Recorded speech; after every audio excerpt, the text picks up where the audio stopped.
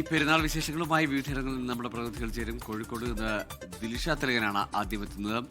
ദിൽഷ, 29 നാൾ നീണ്ട വ്രതശുദ്ധി, അത് കഠിന വ്രതത്തിനപ്പുറത്തേക്ക് ഇനി ആഘോഷമാണ്. അത് ഭക്ഷണത്തിലായാലും വസ്ത്രത്തിലായാലും ഒക്കെ ഒരു ആഘോഷത്തിൻ്റെ ദിനം കൂടിയാണിന്ന്. എങ്ങനെയാണ് ഇന്നലെ തന്നെ വലിയ നിര അല്ലെങ്കിൽ വലിയ തിരക്ക് കോഴിക്കോടടക്കം എല്ലായിടത്തും പെരുന്നാൾ ഒരുക്കത്തിന്റെ ഭാഗമായുള്ള തിരക്കുണ്ടായിരുന്നു. ശനിയാഴ്ച ആകുമെന്ന് പ്രതീക്ഷിച്ചു ചിലരെങ്കിലും, അതുകൊണ്ട് ഒരുങ്ങാത്തവർ ഇന്നലെ തിരക്ക് പിടിച്ച ഒരുക്കങ്ങളായിരുന്നു രാത്രിയിലൊക്കെ. എന്തായാലും കോഴിക്കോട് ഈ ആഘോഷങ്ങൾക്ക് ഒരു പുതിയ പ്രത്യേകതരം ഉണർവ് തന്നെയാണ്. അതെ അതെ. ദിൽഷ, എങ്ങനെയാണ് അവിടുത്തെ കാഴ്ചകൾ, അല്ലെ അവിടുത്തെ ഒരുക്കങ്ങൾ? ഇന്ന് എവിടെയൊക്കെയാണ് ഈദ് ഗാഹുകൾ സംഘടിപ്പിച്ചിരിക്കുന്നത്? Good morning Dilna. ഗോകുൽ പറഞ്ഞതുപോലെ തന്നെ ഏകദേശം ഒരു 29 ദിവസത്തോളം പകൽ സമയങ്ങളിൽ മുഴുവൻ അന്നപാനീയങ്ങൾ ഉപേക്ഷിച്ച് വിശ്വാസികൾ വ്രതമെടുത്തു. ഈ വ്രതത്തിൻ്റെയും ആത്മസമർപ്പണത്തിൻ്റെയും എല്ലാം ഒരു ആ സഹനത്തിൻ്റെയും ത്യാഗത്തിൻ്റെയും എല്ലാം നാളുകൾ കഴിഞ്ഞ് ഇനി ആഘോഷത്തിൻ്റെ മറ്റൊരു പകൽ ഇന്ന് പിറക്കുകയാണ്. സംസ്ഥാനത്തുടനീളം പ്രത്യേക ഈദ് ഗാഹുകളടക്കം സംഘടിപ്പിക്കുന്നുണ്ട്. ഏകദേശം 7 മണിയോട് കൂടിയാണ് ഈദ് ഗാഹുകളെല്ലാം ആരംഭിക്കുക.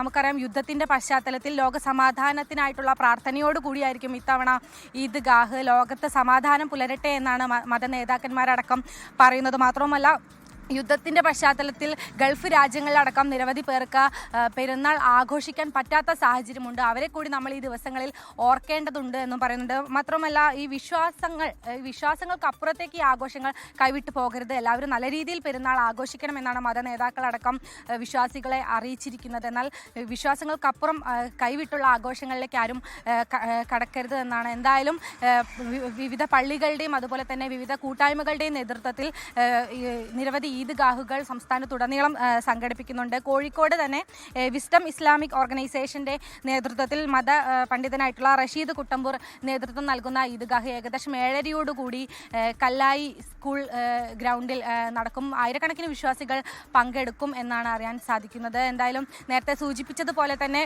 ഒട്ടനവധി പേർക്ക് ഇന്നത്തെ പെരുന്നാൾ ഗൾഫ് രാജ്യങ്ങളിലടക്കം നിരവധി വിശ്വാസികൾക്ക് ആഘോഷിക്കാൻ പറ്റാത്തൊരു സാഹചര്യമുണ്ട്. നമ്മുടെ ആഘോഷത്തിൽ ഈ പ്രാർത്ഥനയിൽ അവരെ കൂടി ഉൾപ്പെടുത്തണം എന്നാണ് പ്രധാനമായിട്ടും ഇത്തവണയുള്ള സന്ദേശം.